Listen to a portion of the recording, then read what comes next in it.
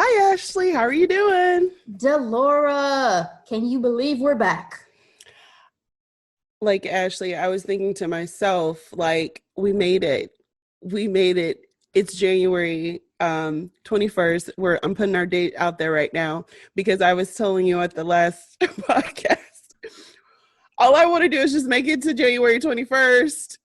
Mama, we made it. We made it. Thank you, Lord. No, Okay. for real. The GOAT, G-O-D. Appreciate you. Because I was concerned. Yes, I mean, we did it. So I'm really excited about that. And you know what? We're just gonna go ahead and get into this podcast. So, hello everyone. Welcome to Recapping with Delora. And Ashley. Ashley. So there's a lot of things. Well, I shouldn't even say a lot of things going on in pop culture. The bigger stories would be, the Bachelorette Claire and her man Dale are broken up. We could talk about Army's cannibalism? Question mark. But his life has really gotten strange. Girl. But I think it would be best if we talk about the inauguration, just because it's such a major event that happened in our lives, in our country. And we're going to talk about it from a fashion, performance, favorite moments perspective, okay? So, Ashley, starting with the performance, we had Lady Gaga sing the national anthem. We had J-Lo perform This Land is Made for You and Me. And is that right? I think it was This Land Was Made for You and Me. Yes, that sounds right. If it's not, y'all who have watched the inauguration know exactly what we're talking about. Exactly. And then we had Garth Brooks perform. What did you think about the performance, or did you see them? I know what's going on during the workday, but I'm just curious. Did you catch any of them? Did you have any favorites? I did get to catch them. Gaga was probably my favorite just because Gaga put so much into her performances in terms of, just the gestures, the facial expressions. You could tell she'd be feeling it. She is a performer. Okay. And then the outfit. I mean, my brother even texted me like, Ashley, was that a Mockingjay on Lady Gaga's dress? And I was like, I don't think so, but I heard it was trending on Twitter with people wondering. So I had to look it up. And I guess her explanation was it was an interpretation from biblical times when Christian belief stated that God sent Noah a dove with an olive branch as a message of peace and forgiveness. Yes. But actually, we're not at fashion yet. Oh, sorry. You just got me off on a Gaga tangent. Yes, her performance is my favorite. But I will say, J-Lo pleasantly surprised me because when she started walking out, I said, J-Lo singing? I know. Oh, okay. J-Lo can perform. There's no hate on J-Lo. No. But she's not a singer. No. And then Garth Brooks, I know country legend, but I love Garth Brooks, and I was actually surprised to see him there. Not to say, anything about his political beliefs, but some people don't touch, stuff like this with a 10-foot pole, So, well, to his credit, seemed like he hugged all the past presidents and first ladies on his way out. I was like, oh, Garth, you know everybody. Oh, okay. Well, he did everybody at another political event, I think, back in Obama's time, but for him, he was talking about how much this is for unity. But overall, I did. Well, they do say Biden tries to, work across the aisle. So maybe that was him continuing in all aspects to work across the aisle. It was actually Dr. Jill who invited him. Yes, Dr. Jill. So I enjoyed Lady Gaga, although with all the performers, I kind of was thinking to myself, could there have been someone else? Only because I'm like, Gaga, national anthem.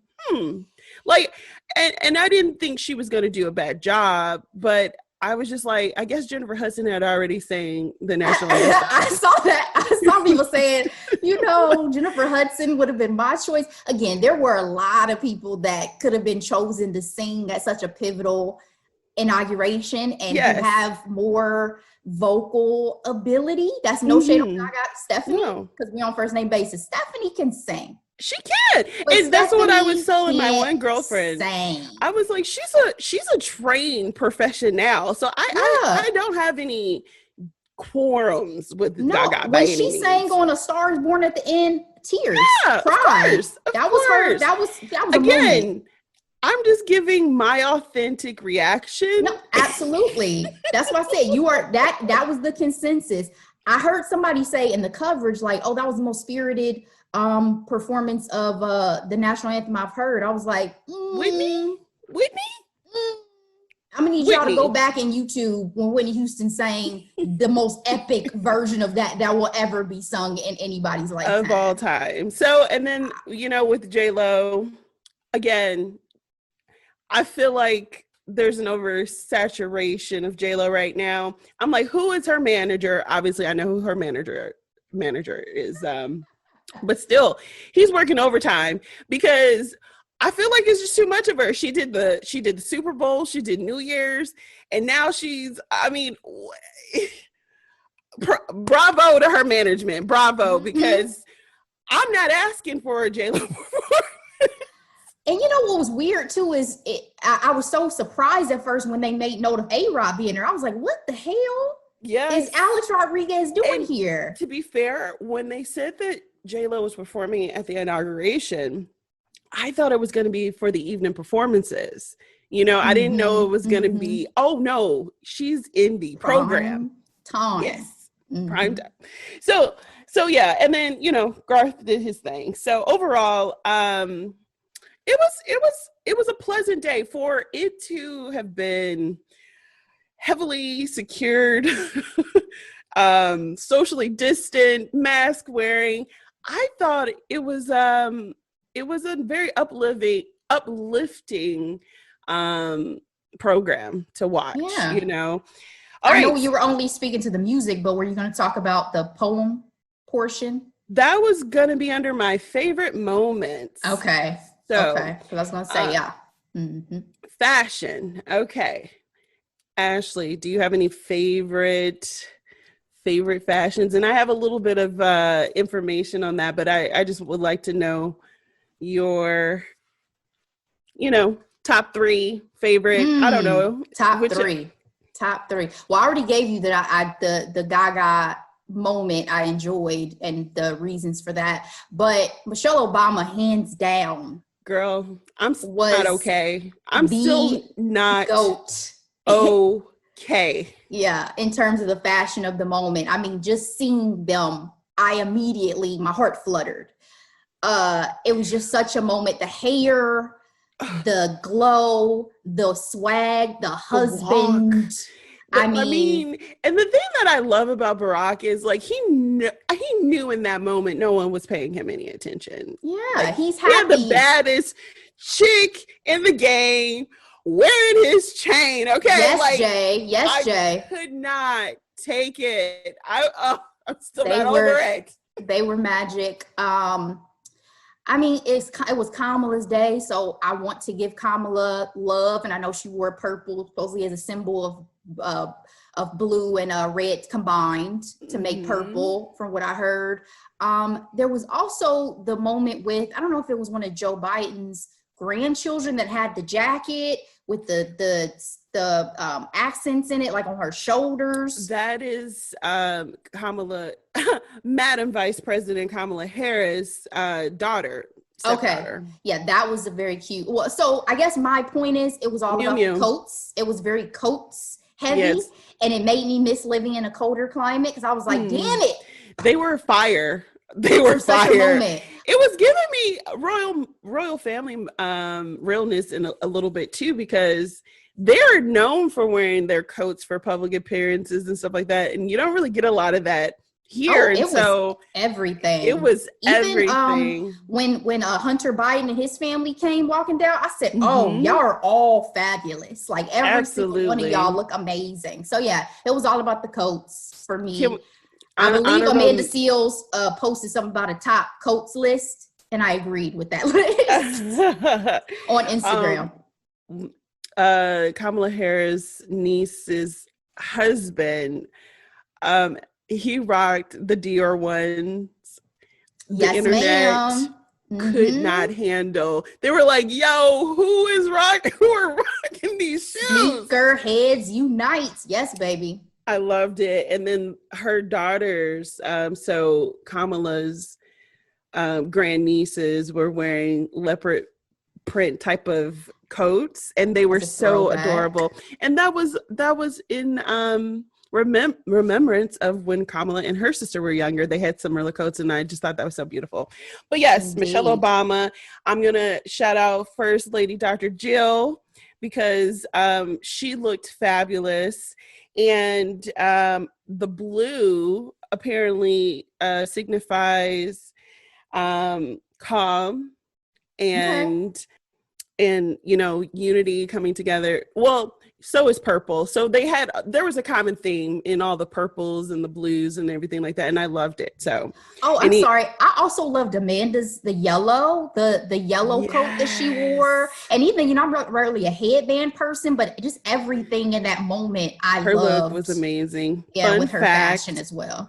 Oprah gifted her earrings. I love how Oprah loves to give a hoop for a gift. And she wore a ring with a bird in a cage. So that symbolized the great Maya Angelou. I thought it was wonderful. And so overall, it was a great day for fashion. Okay, lastly, favorite moments for the inauguration. First of all, my ultimate favorite moment is everybody made it out of that mofo safe and sound and in one piece, because that my fear, and I hate to be so fearful, but it was obviously in this moment necessary for all the precautions. I just wanted everybody to be okay, and I'm so thankful that was the case. My favorite moment as far as the ceremonies and things go that I saw was absolutely Amanda's poem. She stole the show for me. Yes. I'm now, and so I think beautiful. You are too, following her on IG. I've watched her Anderson Cooper interview, all of the things.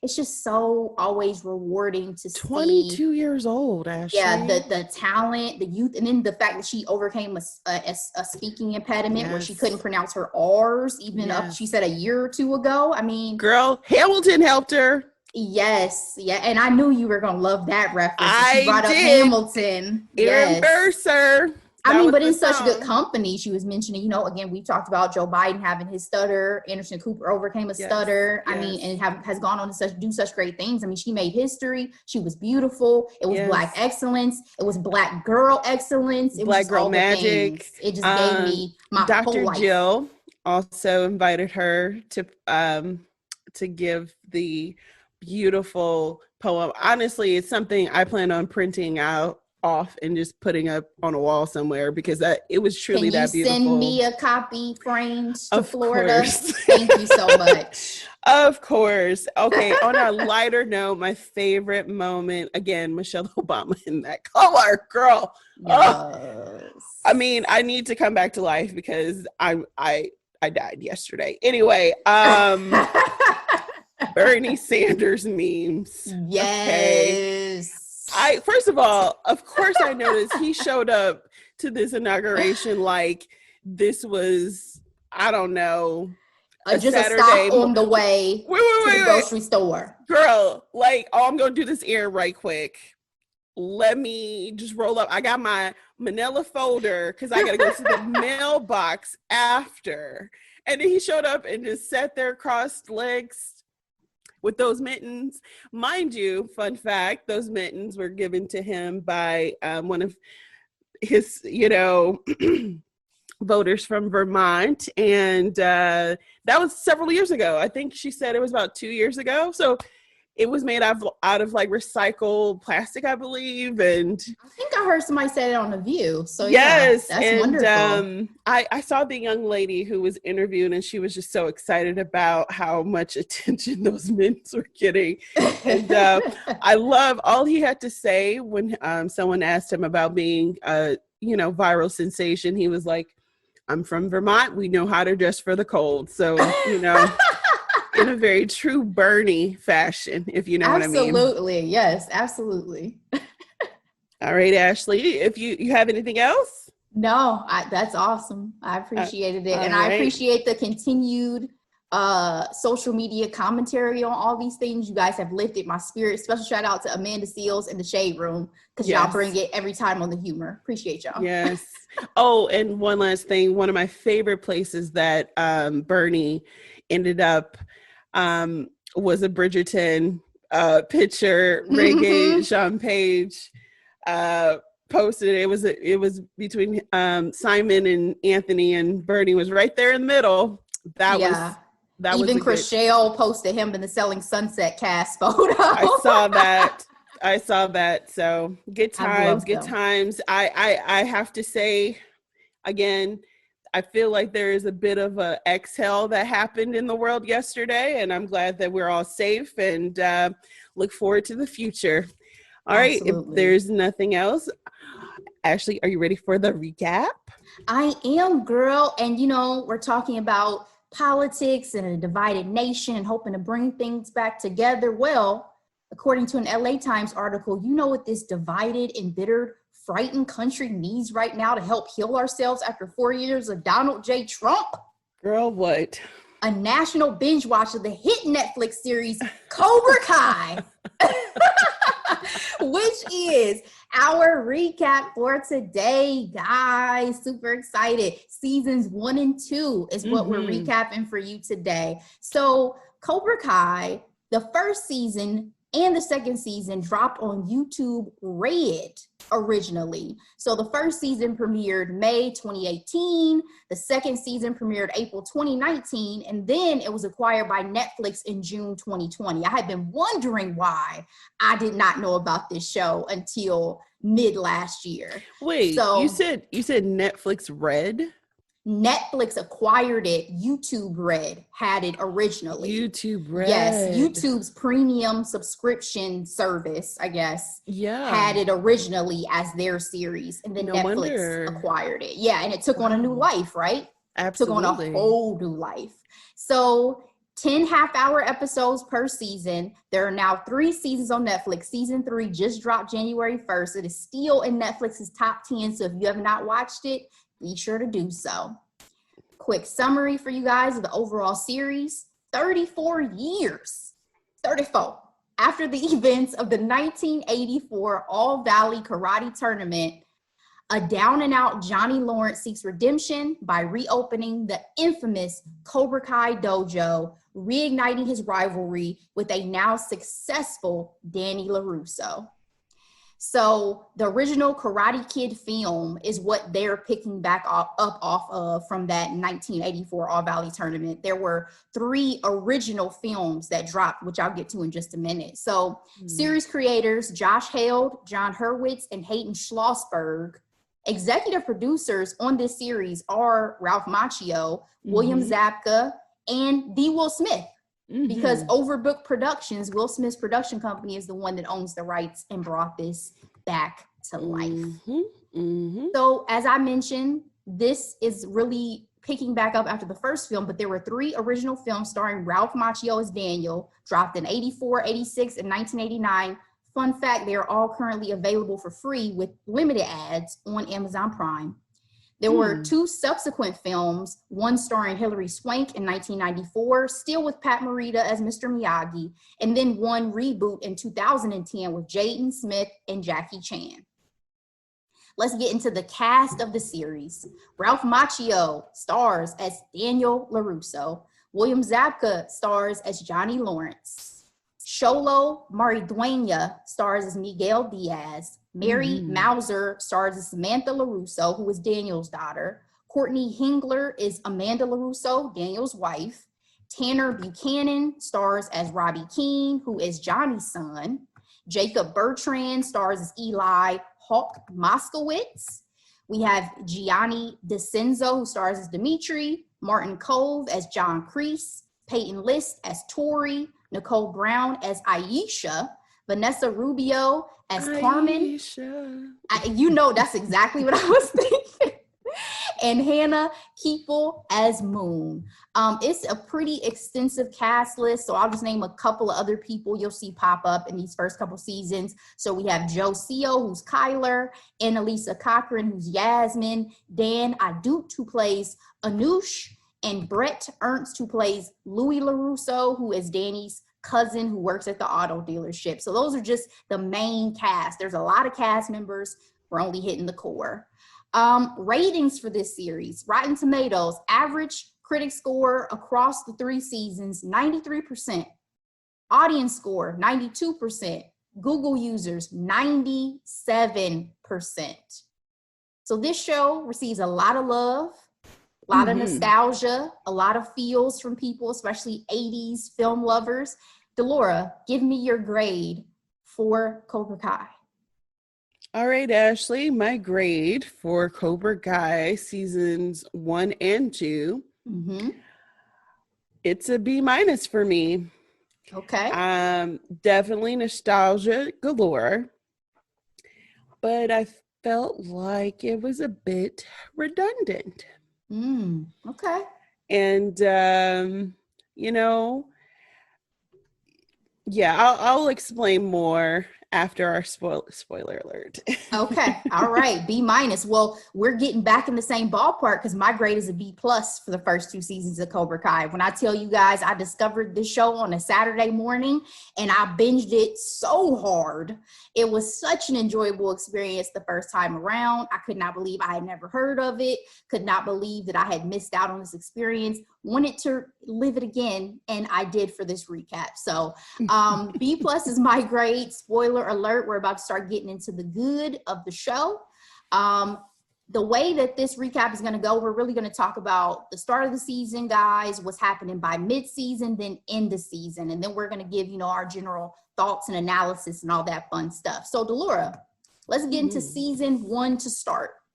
So as we dive back into the world of the Karate Kid, the show centers around Johnny Lawrence and Danny LaRusso and their respective lives when we pick back up 34 years after the events of the first film. Their families, children, their students that they're going to have when they are, teaching karate, all of that. So they incorporate a lot of flashes of the first film into the episodes, which I really appreciated because it's like you don't necessarily had to have seen the films for this show to still make sense to you. So I thought that was valuable in terms of how they kind of narrated the story. So Johnny is stuck in time, it seems like, when we meet him again. He's driving the same car. He somehow knows nothing about technology. Nothing. And it doesn't seem like he's doing well by, even his standards, right? It seems like he's kind of low-key an alcoholic. We see him get fired from home repair job he had. He gets arrested after getting into a fight with some minors. Granted, it was to protect Miguel. He's also he's also a deadbeat dad. Let's be honest. Meanwhile, Daniel LaRusso, he's a family man. He has, wife, 2 kids. He has a successful car dealership business. He makes breakfast for his family every morning. That house is luscious. It just seems like Daniel seems like he's really living his best life. So they end up crossing paths again because it seems they had no dealings with each other throughout these 34 years. They cross paths again because, unfortunately, Johnny's car gets crashed into by Danny's daughter's friends who are out driving, and it forces Johnny to go into one of Danny's dealerships to get his car, because that's where his car was towed to. And I have to say really quick, go ahead. For Danny, I was really surprised. At first, I thought it was just one dealership. I'm like, oh no, they're dealerships across the city. He has multiple locations, honey. Multiple. Him and his wife doing it big. Doing it real big. So Johnny ends up forming a bond with his new neighbor, Miguel, who I mentioned just a minute ago. Mm-hmm. And that relationship is ultimately what inspires him to reopen the Cobra Kai dojo. Their philosophy, strike first, strike hard, no mercy. If y'all can recall, he was a part of that when he was a teenager in the films. So Miguel was being bullied at school. And so Johnny really takes him on as his first student. It's also kind of despite Danny, let's be honest. But again, he wants to help. He's looking for some purpose in his life. His tactics. He had a windfall, so he was making advantage of it. Yes, from his stepdaddy. Yeah. Mm-hmm. His tactics with Miguel were a bit scary though. Like when he threw Miguel in the pool with his arms tied and told him just to kick. Yeah, that was a little bit scary. And he was like, "Oh, I should have asked. Do you know how to swim, sir?" Because I can't swim, so I'm like, oh my God, I'm terrified. His mom, Miguel's mother, ends up putting an end to Miguel's training for just a minute because Miguel gets beaten up pretty badly at a Halloween party. Yes, and she blames Johnny for that. These kids kicking his butt are Sam's friends. Yeah, Sam being LaRusso's daughter. That was my next point, is that they kind of set it up as Miguel's clique and friends versus Sam's clique and friends. So Miguel is new to town. So when he gets to school, he kind of befriends two guys named Dimitri and Eli. They're kind of nerds. They're not well known. They're not popular. I say kind of because they're probably going to rule the world someday. But for the sake of the show, they're considered to be nerds. Sam's friends, who is Danny's daughter, as the Lord just mentioned, she is friends with, as I put it, the cool but cruel kids, especially her little boyfriend for a minute, Kyler, who is, as the Lord was mentioning too, the biggest bully, the one who really seems to be going after Miguel. To be honest, it's he is the Johnny of this era, because that's the way Johnny was. Yep. In the films. So one last note I have for the start of the season is Robbie, who is Johnny's son. So we meet Robbie. It doesn't seem like he's on a very good path. He gets busted with Molly at school. He drops out. He's a thief. He has these couple of guys that he's running around with. And he has no respect for either of his parents, his dad or his mom. I mean, his mom is absentee. I mean, you see his mom leaving him at a whim with whoever this next man she's met. So, I mean, he doesn't really have guidance. He doesn't really have structure. So that's really kind of how we get into the season for kind of those first 4 episodes, Delora. What were your first initial impressions of Johnny's situation, of Danny's situation, and of the kids that we're being introduced to? So with Johnny, I felt like he was a stunted adult. Obviously, that kick in the face really impacted, was a ripple effect on his life.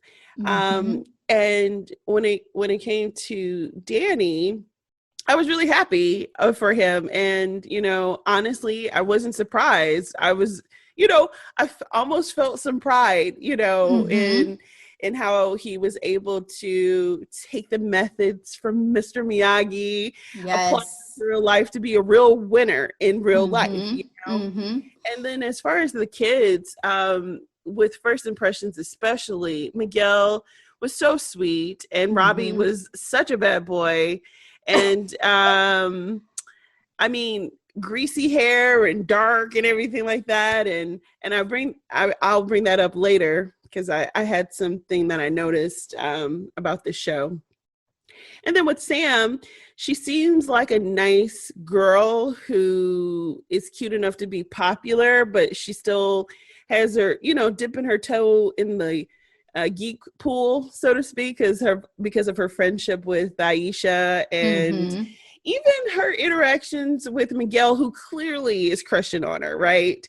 So, I mean, you can tell Sam is transitioning, right? She's 16. She probably was friends with Aisha since maybe like elementary school or whatever. And now you're getting to that age in high school. You're like, but I'm getting cute. I'm getting my body. I'm getting my womanhood. High school is such a jungle, right? Or, Darwinism comes into play, right? It's like eat or be eaten, okay? Like, yeah. I will High school evolve. is a jungle, baby. High school is a jungle. But I agree, especially I found Johnny's path to be so comical, though, the way they portrayed it, that I couldn't feel all that bad for Johnny, because it was like, but this is still hilarious, though. And I think intentionally, so? Yes, like there was just some scenes where I was just laughing out loud. Like, y'all have got to be kidding with this, especially again with his lack of knowledge about technology. Like, he was cracking me up. I really didn't enjoy it. I was like, okay, they are beating him being a loser like a dead horse right now. Like, okay, we get it. He's a loser. Like, aww. That's how I felt. I also couldn't tell at first if we were just, because the first episode is really just Johnny's perspective. So I was like, is this whole show going to be Johnny's perspective? You know, I couldn't tell at first, because in that case, I feel like this show is basically just a redemption story for Johnny. And I don't know if I was really here for that. Based on the films. So that was just my 2 cents about that first half too. Let's get into kind of where we're at midway through the season. So by episode 5 or 6 or so, Johnny has gotten another student in Aisha, who we spoke about earlier, with Sam's old friend, because she's also being bullied, unfortunately, by Sam's clique. Yeah, it was not very kind, the way that, in my opinion, Sam set back. There were moments, in my opinion, where Sam's cowardice, the same way I felt about other characters, aka back to All the Way to Normal People. When you see somebody get bullied and you say nothing, you're a coward, in my opinion. Especially if that's somebody that you're supposed to care about. I think that's a lesson that our country is learning right now, too. I digress. At first, Johnny was saying, "Oh, girls aren't allowed." I made note of the fact that he made some racist and sexist comments at points in time in this show. I believe when he first met Miguel, he said, "Ugh, another illegal," and I was like, "Excuse me." Yep, I speak English. We're in America. Yes, he had his moments. Yeah, that's another reason why I didn't enjoy him being a loser, because I felt like with him being so ill-informed, I mean, he is the remnant of that macho 80s man, and we just got rid of one. Well, I can say in that LA Times article I referenced at the beginning of this, they did say that he was like a Republican. So, I wasn't trying to go there, but he was giving me QAnon vibes. I didn't. We are referencing an article, guys. This is legit. Came from an LA Times article, not from Delora and Ashley. Not that article. Not I. That's all we're saying. Miguel is able to take his Cobra Kai lessons, Delora, and defend himself in school against Kyler and his crew, which creates a demand for the dojo, because he kicked Kyler's ass. It was very impressive. That's the thing that I really enjoyed about the series, their fight sequences. So Danny, behind the scenes, though, tries to get the dojo shut down by getting the rent hiked in the strip mall it's housed in. It seems like, you know, we meet Danny, it seems like he's in a good place, but once we start focusing more on Danny, we see he's struggling a little bit, and he's struggling without the guidance of Mr. Miyagi, may he rest in peace, who, according to the show, passed away in 2011. But in real life, it was 2005. Yes. Yep. He inevitably decides to get back into karate as well. You know, I think he was still slightly traumatized by Cobra Kai and things that happened. Slightly. I mean, I say you slightly. Saw those wounds open right up as soon as he saw Cobra Kai. You can see the trauma flash before his eyes, okay? I say slightly because obviously he's been able to move on a little bit better than Danny. But yes, as soon as those old thoughts and feelings start coming back to the surface, they do take over Danny a bit, right? So at this point, too, midway through, Sam realizes her new crew are not great, as we as an audience have already realized. She ends up getting outcast and bullied by them. Her two girlfriends she had, Moon and Yasmin, stopped speaking to her because Kyler lies about sexual escapades supposedly at a movie theater date that they went on. So gross. Johnny's son, Robbie, ends up going to work for the LaRusso dealership to spite his father because again, Johnny is supposedly a deadbeat, but he also ends up seeing that Johnny's taking Miguel under his wing. And it's like, really, Dad? Like, you gonna take on this whole other child and you were never here for me? That's how you feel? So he's doing it because he knows that Johnny and Danny are rivals. But in the process, he grows close to Danny, right? We see him become Danny's karate student. towards the end of the season. So, Delora, any additional thoughts by, midway through the season, how you're feeling about things? At this point, I'm just seeing how things are unfolding, right? At this point, I am rooting for Danny, but I started feeling disappointed in his actions. Like when he had the whole dinner with the landlord, I was like, what is he doing? Is he really trying to? I thought it would have been fun for him to own the building, but for him to essentially want to hike up the prices and stuff like that, I'm like, oh, that's actually quite worse. Well, because it just felt like in the moment you don't even know Johnny anymore. You're going off of history, and granted, after rewatching the first 3 films, yes, that history was not even remotely kind to Daniel. He was essentially bullied all 3 films, but you have not spoken to this man and had a real relationship with him in 34 years. So and you're going out of your way. Yeah, just immediately decide like, hey, he's still the same. Cobra Kai is still the same. And then remember, there was the scene where he listens to Kyler as far as supposedly Johnny being in the wrong for beating him and his little crew up, and goes to the dojo. I'm like, Danny, you need to understand the facts, right? You need to understand the truth before you just haul off and believe what somebody's telling you. I'm sure he didn't expect his daughters to hang out with such awful kids. Yeah, but he was once. That's what's funny about when you get grown. You forget that at one time you were in high school as well. He didn't trust Tyler necessarily with his daughter, but you believe the words that are coming out of his mouth about Johnny supposedly beating him up for no reason. Yeah. So, and the other thing, I was really uncomfortable hearing Johnny's side of the story. I was very rewriting history. He was rewriting. That is the catalyst for me rewatching the first film. It was like a domino effect, because I was like, I don't remember what happened. So Johnny spinning this tale again. It felt like for a minute y'all are trying to redeem Johnny's character. I need to see what really happened. I agree with you. It was, because it was like you're rewriting history. You were the bully, Johnny, flat out. And it's just very complex emotions, because you want Johnny to get on his feet, because nobody wants anyone to fail. Any good person doesn't want anyone to fail, as because he's fallen quite a bit.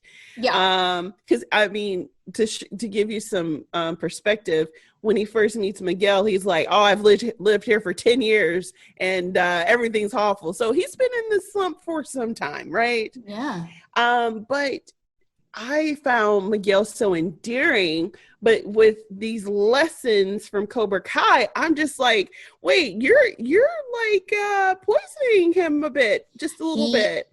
But then I'm so proud of his progress and his self-confidence and being able to, it's just a very complex feelings and emotions. It was a mental fuck a little bit, wasn't it? Girl, yes, that part. Yeah, that part. So, and I think that was one of the points of the story, is the layers of complication in human character. Is that, listen, you see someone who you think is bad, but there are layers to the reasons behind that, as we will see later with some of these characters too. Yes. And while granted, I think I understand where they're coming from, it does as an audience leave you confused, because we are so often used to a clear cut, this is the hero, this is the villain. And this has to be one of the most convoluted stories I've seen in a very long time. Like, I'm used to getting the bad guy story, but still knowing where I stood. Yeah. I agree with you. And I think that's very valid. And the switch in Miguel, I want to talk about as we get to the end of this season, because it's going to be glaring. So by season 1's end, we realized that Johnny and Danny's rivalry was due to karate, but it also harkens back to that Allie, their high school girlfriend, but that they both dated, was really the central theme as well that caused them to fall out. Isn't it always, Ashley? It's always about a girl. Helen of Troy. I mean, the one they both loved and lost. And I really said at this point, seeing Johnny's perspective really tries to humanize him. You know what I mean? As I mentioned about redemption, he had a shitty stepfather. We see his home life growing up was terrible. He was essentially bullied by his own, stepfather, his own father figure. I love the moment between him and Danny, that bonding moment over the fact that they both lost their fathers. Their senseis were both kind of their surrogate fathers. And then over Allie, right? Because again, Johnny knows nothing about technology. So we see Danny showing him about Facebook, and that's how he knows about where Allie's at now. And Johnny and him are bonding over not liking her husband, you know, all who that. Who is very good looking, by the way. Yeah, you know, they were haters. That was so funny to me. It was very cute. But, you know, in the first film, that's another reason why I wanted to watch the first film. You see that Allie and Johnny were already broken up when Danny moves to town, right? So again, this rewriting of history. Yep. Danny never stole Allie from you. She was pressed. She wanted Danny. Okay, let's be clear. Yeah. If y'all have not rewatched, Allie was trying it. But to be fair, I mean, they were such two different types of guys, and you know, Johnny being the type of guy he was, he's like, you want to pick this scrawny kid over me? But he was all, and because it was an 80s film, the nostalgia factor, all of that, but he was inappropriate. Like, he came to the beach in the beginning of the movie. He comes, he destroys her boombox. He does. He's, you know, there's a little bit of a physical confrontation between a man and a woman that in 2021, we do not stand for. And it's evident in his conversation to this day. Girl. Let me get back on track real quick. So a couple more notes about by the end of the season. Sam has dated and broken up with Lil Miguel. There's a love triangle now that includes Robbie. Because I wrote in my notes, Sam and Miguel were very Romeo and Juliet, Montagues versus Capulets, absolutely. Right? Star-crossed lovers. I have that in my notes. We have the rival dojos. You know, Sam can't really tell Daniel who she's dating. Because Danny's not having anybody from Cobra Kai in his house. Even Johnny's telling her, like, be careful. He's telling Miguel, don't trust the LaRussos. You know, be careful of the LaRussos. So it was very much, you know, a rivalry that kind of kept them apart, that ultimately, though, unfortunately, split them up at the time. Cobra Kai overcame a lifetime ban, Delora. Danny was fighting to uphold it, where they were no longer going to be able to compete in the All Valley tournament, which we see again was the end of the 84 film that Daniel wins. So ultimately, Miguel defeats Robbie. It's the 50th anniversary, by the way, of the All Valley tournament. Miguel really pissed me off because he took advantage of an injury that Robbie had after Hawk took a cheap shot and dislocated Robbie's shoulder. So when we talk about Miguel's character, we see a change in him that at this point disturbs me. Because again, now he's Johnny. Now he's Johnny from the first film, where you could say it is not the person, it is the guidance. It's the doctrine, the no mercy. Yes. You know, strike first. All poisonous. Very. You know? And we see Johnny grappling with that at the All Valley tournament, right? Because not only is this, you know, him deciding like, this doesn't seem right, but this is also his son. Miguel is whooping up on his son. So you have to take a moment and pause, and Johnny does. So Danny, go ahead. I felt conflicted that he didn't, like, okay, I understood why he didn't tell Miguel and Hawk that Robbie was his son. I do understand that, but I felt like their little brains wouldn't be able to comprehend that it's like, you know, don't do it because he's my son. Don't do it because this isn't how we do it. It's wrong. Right. There's no honor in this. I think Johnny still needed to see it happen with his own students to still grapple with the full issues that happen with Kreese's teachings. I mean, I think he had reached a point where obviously he knew things were bad when they were students, because you see Kreese choking him out and all that had happened. You know, that was pretty awful. How he threw his trophy. Yeah, I mean, he was pretty wild. But I think, again, it took him seeing how it impacted his own students for him to say, yeah, no, this isn't right. By the end of the season as well, Danny officially decides to reopen Miyagi-Do Karate at Mr. Miyagi's old place. And he has Robbie back as his student, teaching him there. He did kick him out momentarily before All Valley because he realized that, you know, Johnny was his dad. He never told him. He thought it was, you know, the long game of like, oh, you're trying to use me to upset your father, yada, yada, yada. By the end of the season, it seems like Sam wants to get back into karate as well, because Danny had been teaching her when she was young. But since she was growing up again, becoming a teenager, it wasn't cool to be doing karate no more. Nope. And also at the very end, the last scene, John Kreese founder of the Cobra Kai dojo, Johnny's former sensei, surrogate father, who was believed to be dead, is back, Delora. And that is how we wrap up season 1 of Cobra Kai. Give me any final thoughts you have about this first season.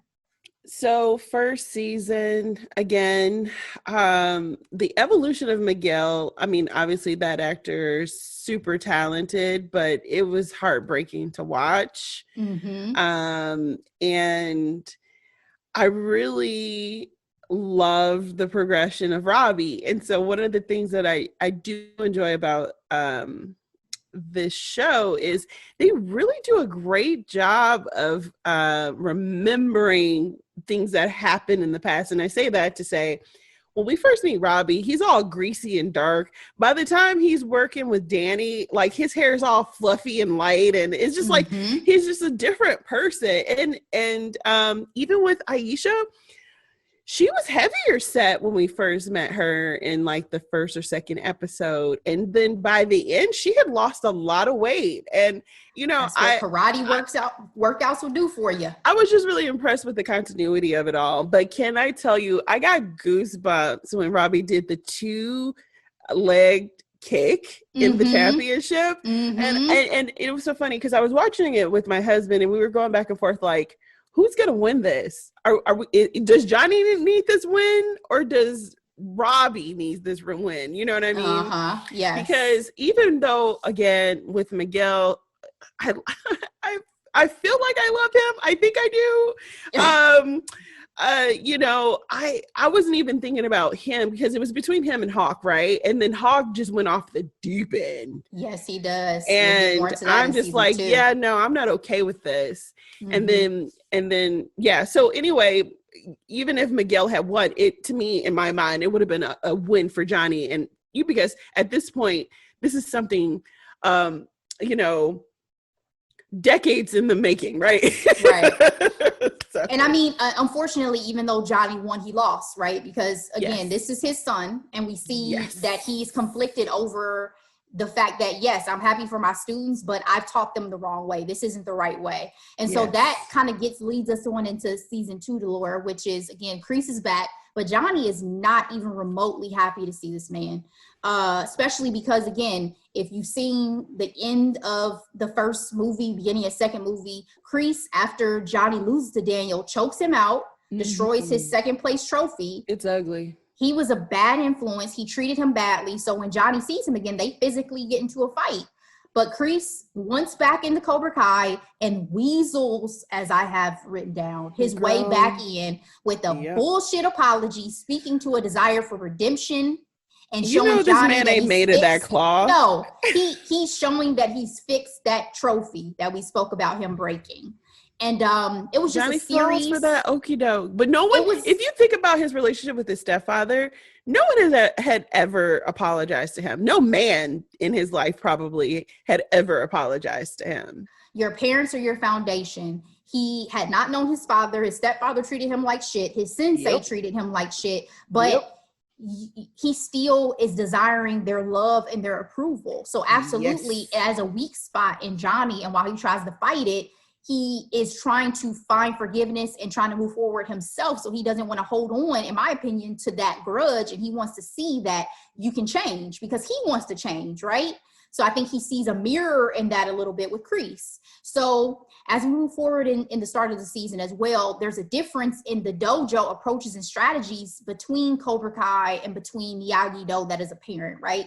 Karate from Miyagi-Do is for defense only. That is the rule. You see Danny teaching balance, right? You see Robbie and Sam in the water on that board trying to work together to, you know, perfect their strategy when it would come to defending themselves in a fight versus Cobra Kai, strike first, strike hard, no mercy. You see Johnny putting his students in a damn cement truck. Girl. And telling them keep moving before you get stuck. I was like, WTF, Johnny? How is this legal? It's not legal. It can't be legal. That's why he didn't want them to tell their parents after all was said and done. He said, we're not going to tell our parents about this. Even Kreese was like, you sure about this? Yeah, because what chemicals are in this random cement truck that you've borrowed from somebody, Johnny? But you do see him attempting to change his ways, right? You see him immediately scold both Hawk and Miguel for what happened at the All Valley. Yes. So you do see him try to change that strategy. You also see at the start of season 2 that tangled web of family, friendships, and alliances continues to blur between the dojos because Sam's trying to rekindle her friendship with Alicia. You got Robbie studying with Danny. Like, it's just such a blur between these two worlds. Absolutely. Sam ends up blocking Miguel on social media as well as from her life.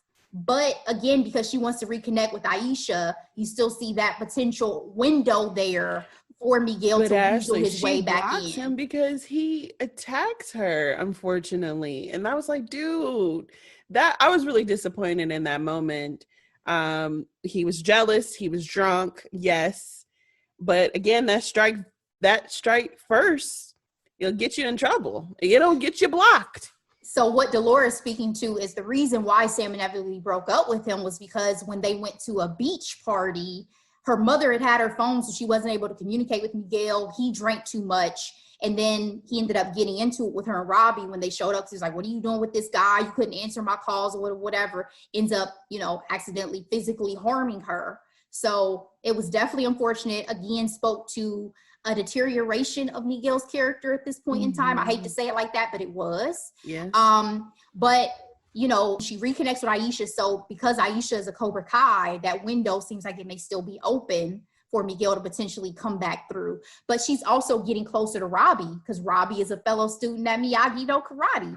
And let's be honest. And he's young. Let's be honest. He's a young little snack. The teenagers, they're all in the same. Tenderoni. They are all in the same grade. They're all in the same school. Side note, I thought it was interesting, and I know they speak of it in the movie, that they mentioned that both Mr. Miyagi and John Kreese served in the military. So I feel like there's all these similarities that are weaved into. I mean, Mr. Miyagi even had the Medal of Honor. So that similarity in structure and training, and yet they have different approaches. I feel like they really continue to hit on throughout the series. I feel like Kreese didn't get enough hugs as a child. He didn't get enough of a lot of things. And we're going to look at that in season 3 because we're going to get way more Kreese in season 3. But by midway in season 2, Delora Robbie is now living with the LaRussos because both Danny and Sam realized he was living on his own. It was not a good situation. Danny was going to go talk to Johnny about it at first, but then he found him with John Kreese. Figure, you have not changed at all. You still on your same shit. So in his mind, your son's better off with me. I'm gonna be that baby daddy. By mid-season, Cobra Kai is thriving, and the rivalry with Miyagi-Do has heated up. Johnny has bought this expensive ad that he's offering free lessons. Cobra Kai, though, shows them up in a performance at the Valley Fest. They come in hot. It was going to be Miyagi-Do's efforts to recruit, but they really put on a performance. They sure did. Rock music and pyrotechnics. Girl, Sam has made an enemy, though, in Cobra Kai recruit Tori. Sam accuses Tori of stealing her mom's wallet at the beach club because Tori is visiting with Aisha, again, both Cobra Kais. But Tori stole a bottle of vodka. So Sam's like, oh, this girl ain't no good. Of course, when her mother says her wallet is missing, that's who she assumes stole it. It's incorrect, actually. It was Robbie's old friends. But it caused a little bit of a rift. Sam ended up down on the table with food all over her.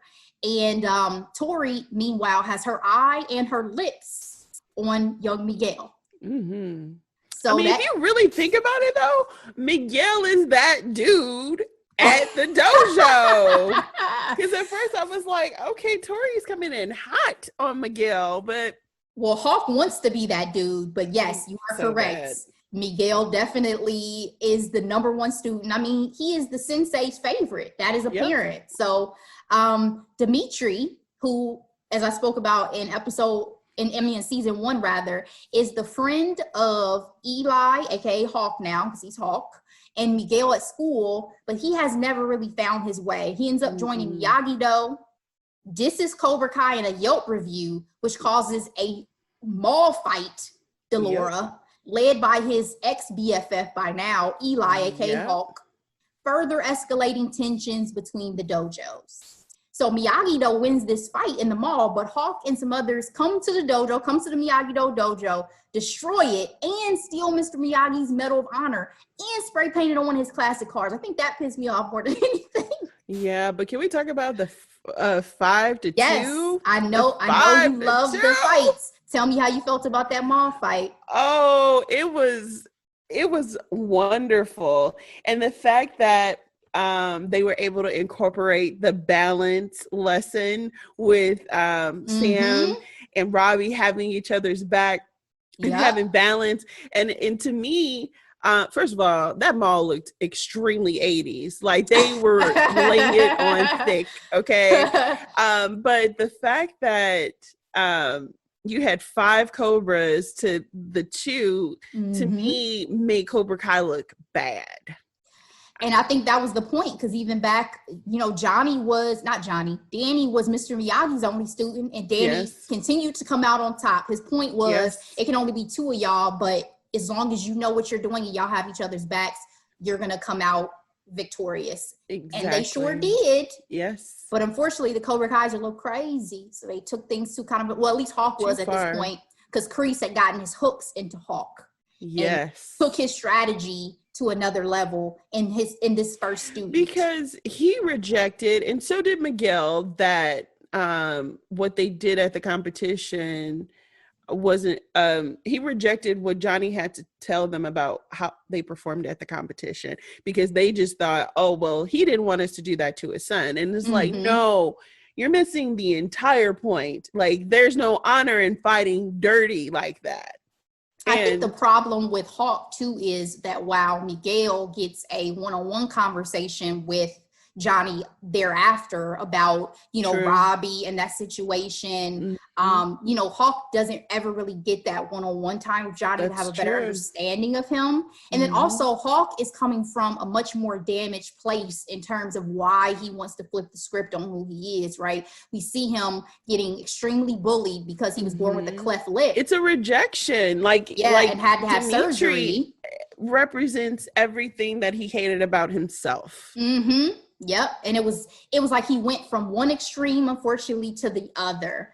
And that tattoo is the most horrendous thing I've seen in my entire life. I was like, of course a teenage boy thinks this is the coolest thing ever. Yeah, he's just trying to figure it out. He's just trying to come into his own, bless his heart, misguided as he is.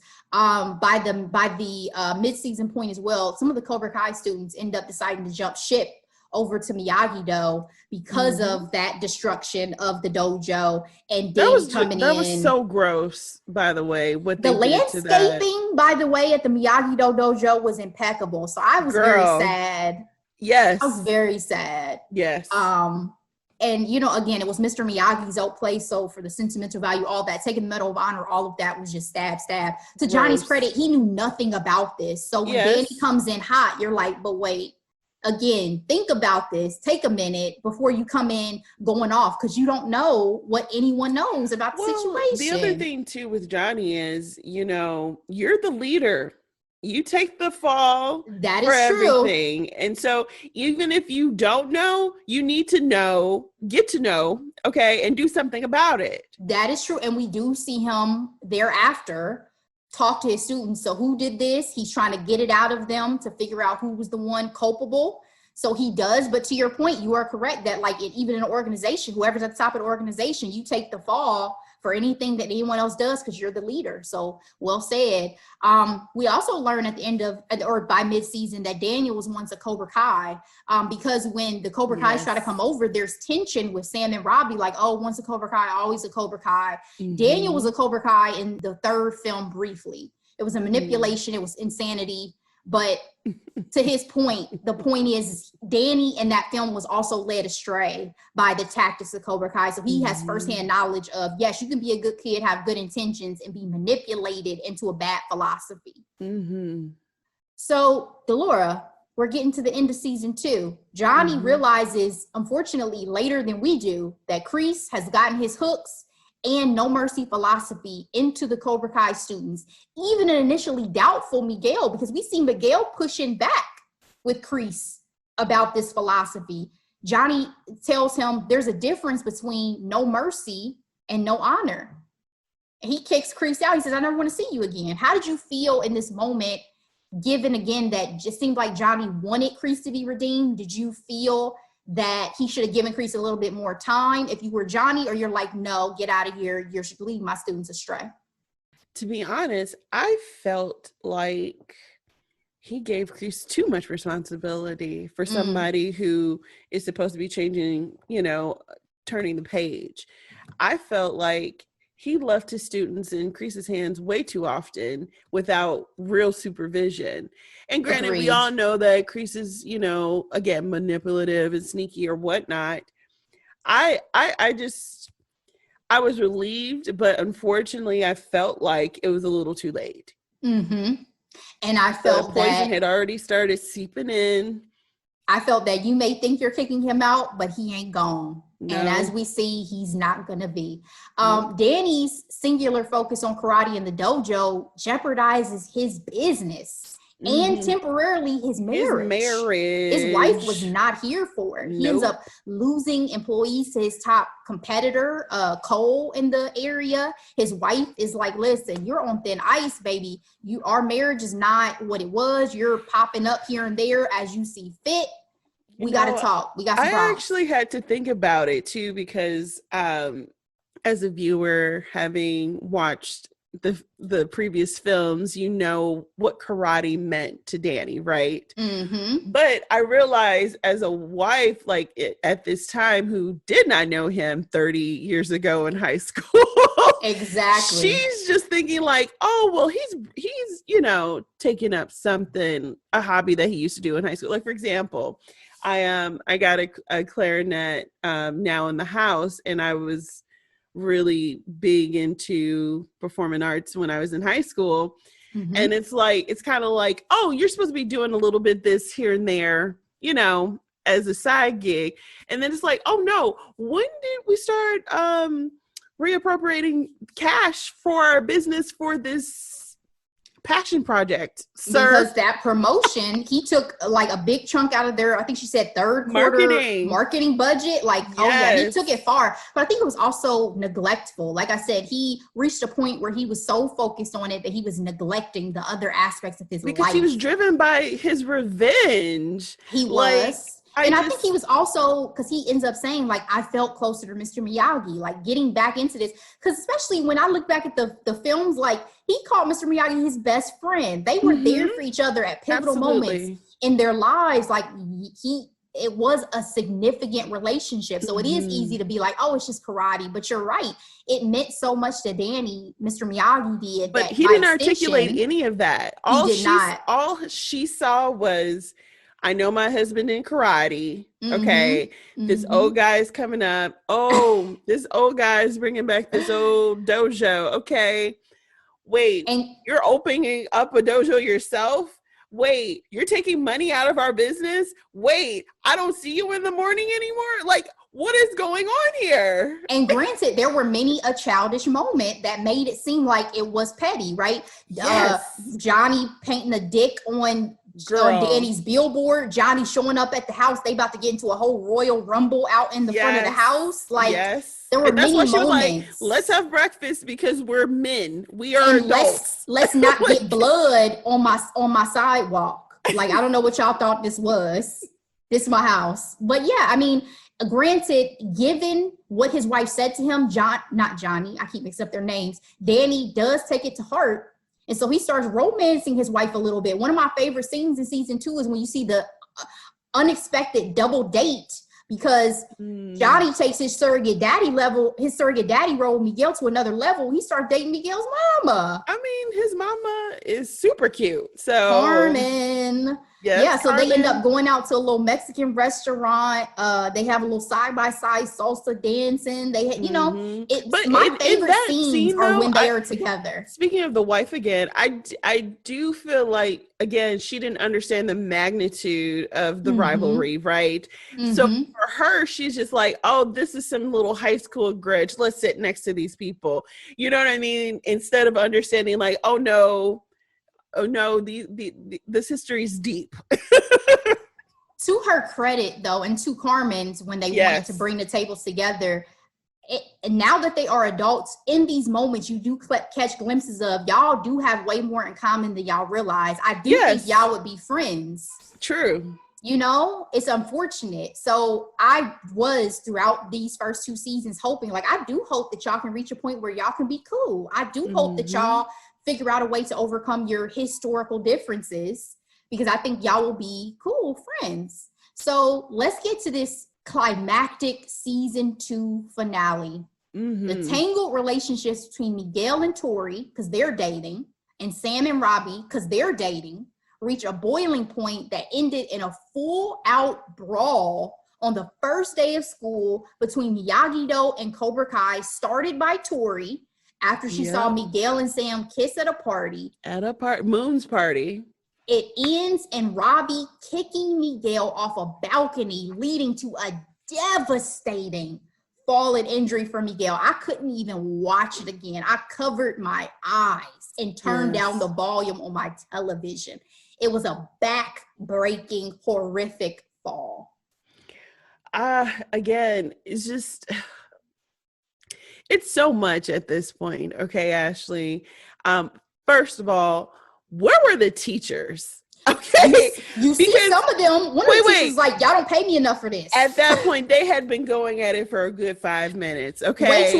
Way too long without any teachers in sight. And then second of all, you know, we also had the big fight finally between Danny and Johnny before this too, Ashley, with we did at the apartment, because Sam comes drunk from the party at Moon's house. I didn't really mention it because it was just one of those things that I felt like, yes, y'all may have this little physical slight altercation, but it's between the kids. No, for sure. It shows again that things are getting more volatile. Things have been getting more volatile.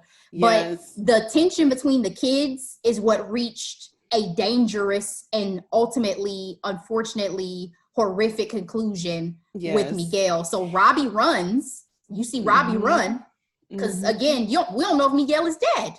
We don't. And so many emotions. Okay, so Ashley, now that we're at the end of season 2, part of the reason why I didn't give it a higher grade was because I really got tired of this Hatfield and McCoy's narrative, right? Like, it was constantly tit for tat with he did this and he did that, and as a viewer, I don't even know who to root for. Like, you know, my question to you is, who would you want Sam to be with? Because you know what I mean, like, when you look at the dynamic between Miguel and Robbie, and I'll frame it this way. In that fight, you finally see Miguel looking towards honor instead of fighting dirty. He gives mercy. He gives mercy. And with Robbie, he just takes it too far. And I feel like by him running, that bad boy from season 1, you know, came creeping up, because we have no idea where he is. And so, I mean, and then Sam out here ain't telling nobody the truth. Tori, I never really enjoyed Tori, though, because I felt like she was just so aggressive. And yes, I do understand her feeling scrappy because she's the quote unquote underdog. But again, she kind of fit a little bit too well into the Cobra Kai doctrine of it all. But yeah, seriously, who would you rather Sam be with? And do you even like Sam? Because honestly, I feel like Sam is problematic at multiple points in this series. Let me answer that in just a second after I hit a couple other points about the end of this episode. So a couple of other things is Miguel's mother blames Johnny after this fight, ends things with him. Johnny seemingly is also blaming himself after all is said and done. These were his students. He feels responsible. Kreese, unbeknownst to Johnny, the closest thing he's also had to a father-son relationship. Him and Miguel. Because he was a deadbeat to Robbie. Kreese has taken over the lease at Cobra Kai, unbeknownst to Johnny, behind his back, because, you know, them handshake deals ain't worth shit. And now the students' loyalty, because after Miguel falls, the students are like, oh, you're not our sensei anymore. Johnny concedes. He's like, cool, I'm out. Daniel's wife, because again, her daughter was injured. You see Sam had was in the hospital getting stitches. She's like, yeah, we're done with this karate shit. It's over. Yeah. And then the last shot is a friend request from good old Allie on Facebook that teases the potential of Allie popping up in season 3, which we'll get to next week when we get to our season 3 recap. So to answer your question, Delora, who would I want to see Sam with between the two of them?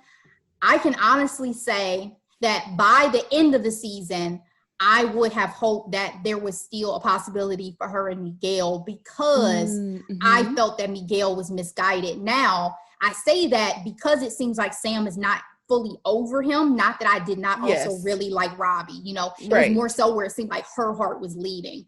But to your point, Robbie has made such a great shift and transition in his dynamic with Danny that it hurt me that he was hurt by what she did. Sam kissing Miguel is like a stab in the back. And she had a moment to be honest with him, because he was honest with her about that Medal of Honor and the fact he wasn't honest with Miguel bringing it back. She could have been clear right then and there. So to your question about Sam being problematic, if Johnny's listening to this, I know he's excited because he does not like Sam.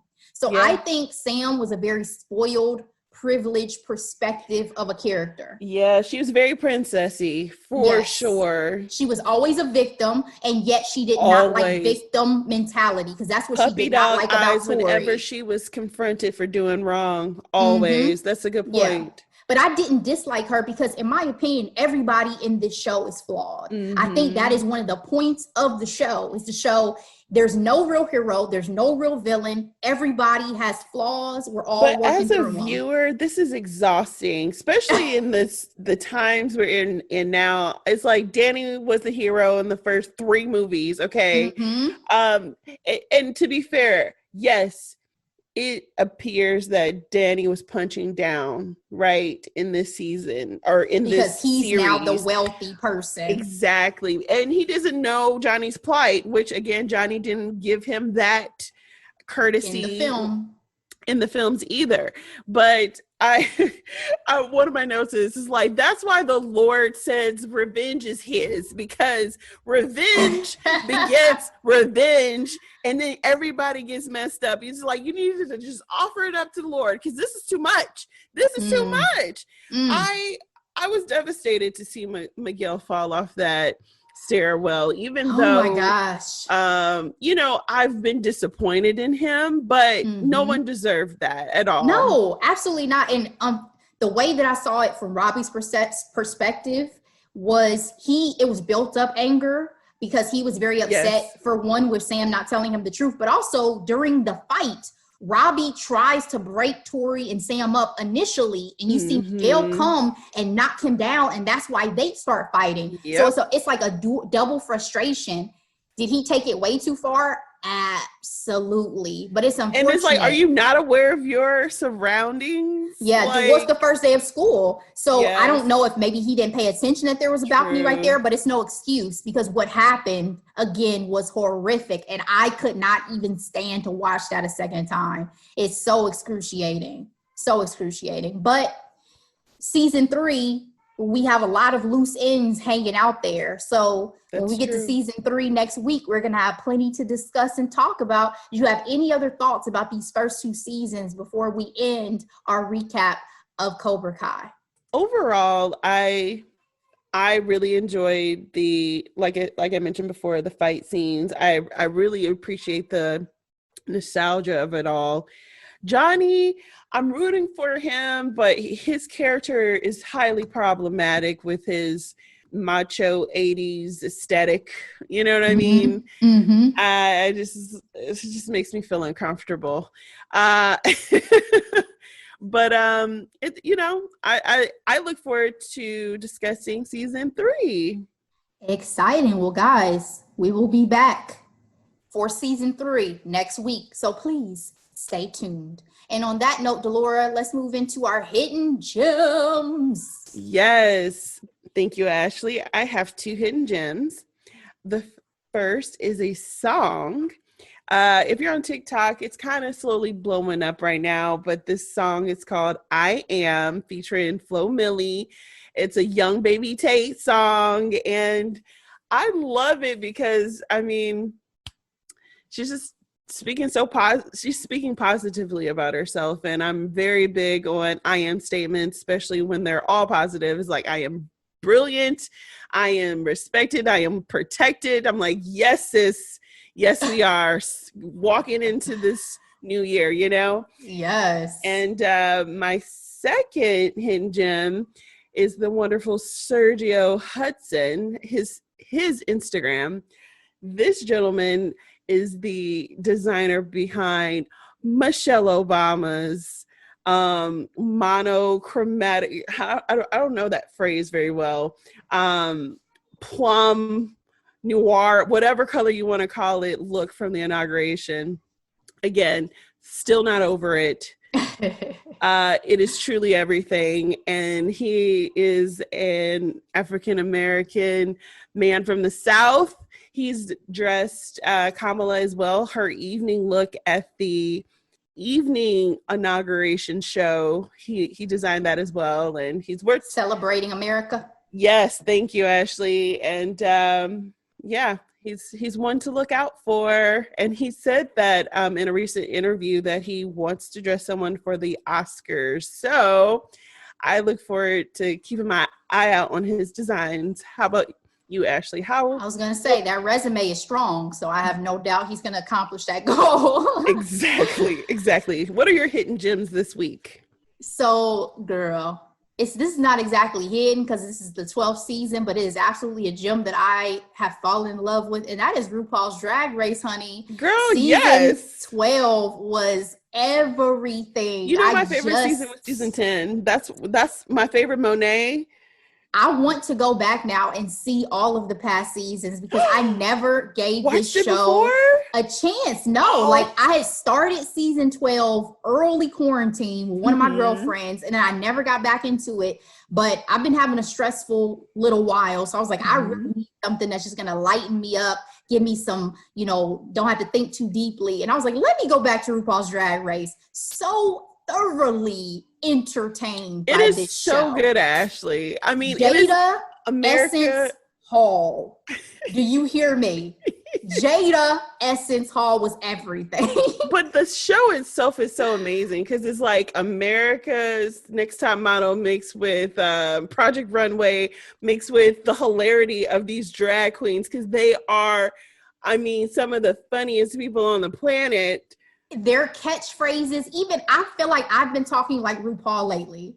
I'm like, Shantae, you stay. Sashay away. Period. Like I am catching all of these catchphrases. I saw that for your life, girl. You can't love yourself. How the hell are you gonna love anybody else? I want to go to DragCon now. Like I am invested. Jada Essence Hall, you brought the heat in season 12. I just want you to know, Gigi Good, you did excellent as well. Both of them showed up in Fenty, Savage by Fenty Volume 2. Yes.